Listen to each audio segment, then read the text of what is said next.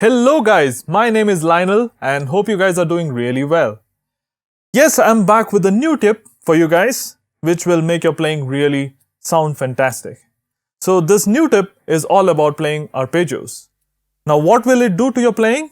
It will take your playing to the next level. It will give you that wow factor to your playing.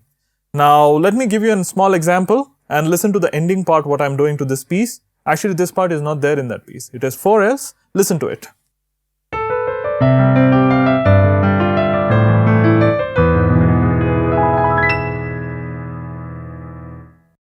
So it's always nice if you can introduce this technique or this tip when you're playing a song or a piece.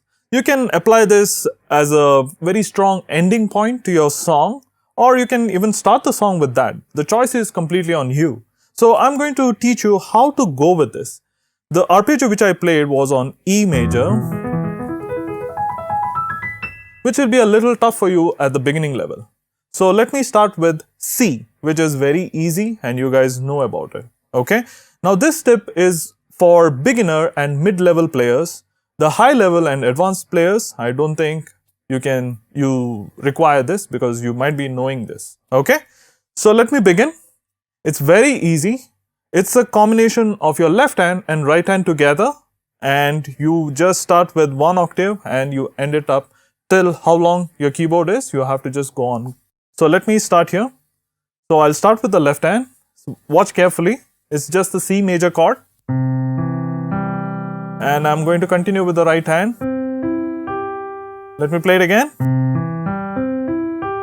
Continues without break.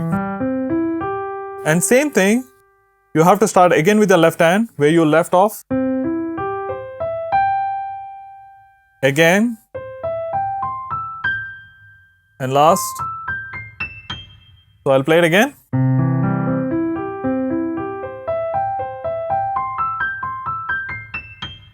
Okay. So either you can start here or you can start here as well.